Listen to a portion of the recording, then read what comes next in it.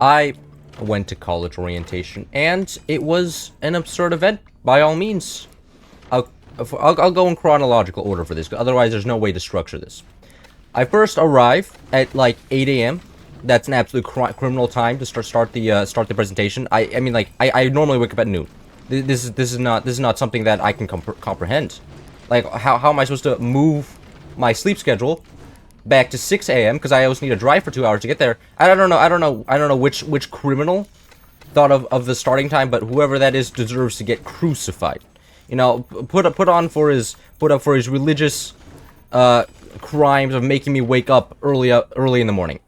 Anyways, so after that, after I do the criminal 2-hour drive after waking up at 6 a.m., I arrive there, and it's great. First, I get an ID card, and then they put us in a presentation. Now, this presentation was the same words, or not, same speech with different words as every other presentation ever. You are embarking on an educational odyssey. It's going to be the greatest crusade against ignorance and the frontiers of science we have ever seen. You live in troubled times, and you will be the great solution provider that we've always needed. You know, it was that shit. And I was there, sitting there. I was like, oh, please, could I take a nap? I woke up at 6 a.m. just to hear this speech. I could have come here 2 hours later, and I wouldn't have missed jack. So after that, I went into the first academic advising session, where they showed us how to sign up for classes, and then they brought us one by one out, and my orienter, my like little the person like leading me was a student. Like, I think it's their job. I think they always get paid for it, but it's also kind of volunteering, I think. Anyway, so she came out and she's like, oh, you should take this and this class. And I was like, okay, what about econ? She says, oh, you shouldn't take that. That's not recommended. That'd be a little bit of a high workload for a first year. And I was like, okay, you know what, that's fine. Maybe I'll take what you said into consideration. So after this, I go into the next presentation, and they're talking about like our AP credits and stuff, and like how if you the freshman, sophomore, senior system is based off the amount of credits you have. And I've learned, just because I've taken enough AP classes, that I'm actually a sophomore.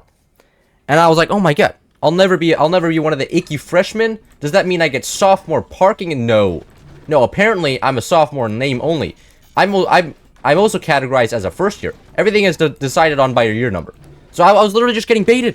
They were literally baiting me. I was sitting there. I was like, oh my god, they're tricking me. They're gaslighting. Like, how like, no wonder they make it so vague. They're like, what? It doesn't matter. It doesn't mean anything being a sophomore. It literally means nothing.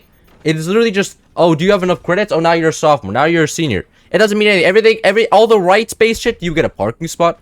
Can you leave? Can you do anything? Is based off of if you're a first year or second year or something. Like, I was just sitting there. I was like, oh my god. They're literally just giving me hope and then just smashing it, right? Like, but that's another thing. If you take AP classes, I didn't realize they were so OP. I've finished already like half of my general education requirements. I'm already a third of the way through university just because I took so many AP tests. I'd really, this is just massive because university is expensive as shit. So if you're a high schooler, would recommend actually. You know, take as many AP classes as you can. And often AP classes are just easy. I mean, I'm sure you hear that through your school. You're just like, this AP class is actually easier. In fact, it gives you time to do homework. You don't even need to show up there. So take AP classes if you're still a high schooler. I didn't realize that they were that huge and that I would finish or be a third down with university. I won't actually graduate in 3 years though. I was looking at it and I need like at least 4 years to do everything my major requires me, which is actuarial science, by the way. I'm gonna put that definition up on the screen because it's about a term used as much as like the mesosphere as like in the English language. It's not exactly like a term that is very common. So after that, I went to the we had some overnight activities. And so after doing the activities with the group, you know, some team building, getting some school spirit in me. You know, how am I supposed to cheer for the school's basketball team if I didn't have any school spirit? So after doing some school spirit and school spirit activities and a little bit of some great socializing, which exhausts me, I go back to my dorm because I was staying in the dorm overnight. This is a 2-day orientation, so I stay one day in the dorms. You know, I guess that's also orientation to some degree. You gotta have the experience for one day. And I come home to my dorm just to find neither of my roommates are there. Neither of them. And I was just there in disbelief. I was like, shit, because the problem is that the beds aren't made, so they're gonna have to come home or like come back at somewhere after, because it was already like 10 p.m. They were gonna come back, have to make their beds, and for making your beds, you basically need to turn on the light. Like, there's no way around that. So I was like, shit, I'm kind of fucked here. Like, I can't, there's no point trying to sleep because they're just going to come in, turn on the light, absolutely blast my retinas, and I'm never going to be able to fall asleep ever. Like, my sleeping rights are just going to get taken from me. So after that, I move on and just, I go outside. I was like, I'm feeling a little hungry. Why don't I go in the local college town to get a pizza? And during the getting the pizza, actually, I go get the pizza. And they charged me $5.17. Now, I had a $5 bill and 15 cents in my wallet, and then just a bunch of 20s. So, I like a man, I was like, okay, would you just be willing to break a 20? And I guess she was just either extremely lazy or just a nice person. She said, oh no, you can just pay $5.59. It's just 2 cents. It doesn't really matter. So naturally, now I have to tip this person a shitload because she just gave me 2 cents off of the pizza. So I look at my wallet, and same problem as before. I only had $20 bills. However, I still had a relic from the old world, a €5 bill. So like a real man, I tip her over 100%. Look at conversion rates. At the upload time of this video, and I tip her over 100% because I tipped her the €5. And after feeling smug, I left because I was carrying that €5 around with me for like 2 months now. So finally getting rid of it was just kind of like huge. Anyways, oh, my teammate also doing portal nukes. Oh, my teammates are all sweating. Oh, and the enemies aren't. Oh, that's sad. Except for the top 2 teammates. Anyways, so after tipping my €5, I start walking back. I start walking back to my dorm, and then there's this man who just drives by me with a blanket over him, and I was just like he's driving on a bike with a blanket. And keep in mind, it's not that cold. Like I'm walking around in like a light jacket. It's not like it's California. It never gets cold enough to justify wearing a blanket. So I'd write it off as just like, oh, maybe he's a hobbyist, right? You never know. Maybe he's just a big fan of blankets. And so I continue walking along. I'm in the little nature part of the university. Nature parts are usually, oh, he knows how to build weapons. He does not know how to defend. It looks like this player. Oh, that guy died. Anyways, so I continue walking down the nature path, and then I come across this group of kids. These kids are at the orientation because I recognized a few of them. They were smoking weed. They were smoking weed on day 1. How? I was just like stunned. I was like, did they bring the weed with them, and then just like all instantly find each other and could sense like do weed smokers just like have an ability to like find each other and sniff each other out? Do they just have like a special sense? You're like, ah, fellow weed smoker. I see. Would you like to hit up some bongs after the school session, right? Do they just have some special ability to find each other? Because I was just stunned. And not only that, they were smoking weed on campus, which is naturally not exactly a legal thing to do. You're not allowed to do that. It's against campus rules. And it was day 1. It was day 1. They were already smoking weed, and like it was pre-day 1.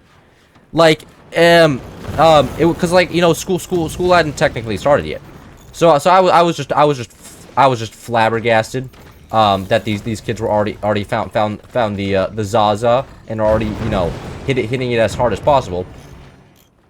So after that, I walk by them, and then I see a bike with a blanket on it. So apparently, I think that guy was using a bike blanket to secretly transport weed. Now, keep in mind, I'm not a professional weed transporter, but like, is it really just that large? Like, do you need a whole ass blanket to hide it? Because I was there and I was just like, why do you need a whole blanket? This is a little bit weird. Do you really need a blanket to transport weed? Like, I was more interested in the weed logistics than anything, because like, I'm not very familiar with it. So that was extremely interesting. And then I finally go back to my dorm room and grab some. What? Why are you disconnecting that? Doesn't matter. I don't know what my teammate is doing there. Anyways, I go back to my dorm, and my roommates are finally there. They looked like they were actually together. They were discussing football a lot, and it sounded like they were on the same team. So after that, I go back and I finally get hit the Z's. I go to bed. The next day rolls around. It's pretty interesting because the next day I contacted a junior with the same why is my alarm going off? Stop. With the same with the same major as I have, actuarial science, and he says, well, you can just take economics first quarter. It's actually not that hard. You know, it was pretty easy for me. You should be fine. I would recommend putting that down because you're gonna have to do it later anyways. You don't need to do one of the classes that what the lady recommended. So I was like, you know what? You know, I'm gonna put economics. I'm a big man. I can handle economics my first quarter, and so I put down economics. And then she comes over to me because like we are like picking our classes, like these are going to be our final classes. She says, "Oh, you can't do that. You can't put down economics." And I was just like, but the other actuarial majors have put it down. Like, you know, he told me that when he was a freshman, he put it down. She's like, "Well, it's a high workload, and we strongly would recommend it." And I was like, "Yeah, but I want to do it because the other guy did it, right?" And you know, now I'm starting. Like I'm generally a pretty jovial person, but when it comes to my education, I can get a little bit pissy, I'll admit. Not exactly the kindest person to be around. So, and then she changed the authoritative tone. She was like, "We're gonna have to inform the administration that you weren't very cooperative. We try to inform you how to, like, that you should not take this class. Your GPA could be at risk, and, you know, there could be a trouble arising from this." Right, she gave me that tone. And after that, I was like, okay, show me. Show me the piece of paper. I want to see concrete evidence, proof, that I in fact should not take this class. And so after that, you know, she called in the cavalry. The person with the piece of paper that said I couldn't take the class. And the person with the papers that said that I couldn't take the class came in and like, asked me what major. I was like, major, and I was like, actuarial major. She looked at her piece of paper and she said, yeah, there's no problem. What's the problem here? And she just looked confused at my orienter, and then I have never seen a girl's red get that or a girl's face get that red before. Like and then after that she was like, "Oh, I'm really sorry. I got the major mixed up with this other major, yada yada yada." But like this was my orienter, like orienter, more like disorienter. Like that was some of the silliest shit I've ever heard. Like what? I already knew somebody in the major, and that's why I knew that, you know, something may be afoot here. But if somebody actually doesn't have, like, you know, doesn't know anybody else in the college or anybody else in their major, they could just get led astray, and they could just be fed false information. Like, I was just shocked. I was just shocked that they were wrong, because I was like, I know I'm probably wrong, but I just want to make sure that I can't take this major for sure, right? I want to get like 4 different opinions, and I was right. But at like one point, like I just felt like they were practically half gaslighting me, because like they were saying I can't do it, and I was like, but I'm pretty sure I can. But and like a piece of paper also from the university here says I can, and then they gave me false information, and like I know that they weren't doing it intentionally, like they got the majors mixed up, but still, if the orienters can't get it right, then like, okay, well that is fair. That is fair. I have chat filter. I don't know. I guess I'm not a little child. Turn that shit off. Anyways, so that after that was my orientation experience. So I had the kids smoking weed, the orienter gaslighting me, and, you know, discovering I'm actually a sophomore in college, but that doesn't change anything because I'm still classified as a first year, and that's how rights are given out. So that was my college orientation experience. It was extremely silly. I was not expecting that much to happen at all. Right, I wasn't expecting the weed part, nor the gaslighting, them gaslighting me.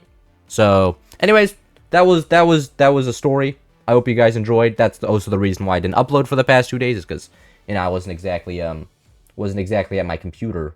Kind of inhibits me from making videos. Yeah, go figure. Anyways, hope you enjoyed. Maybe I catch you next one.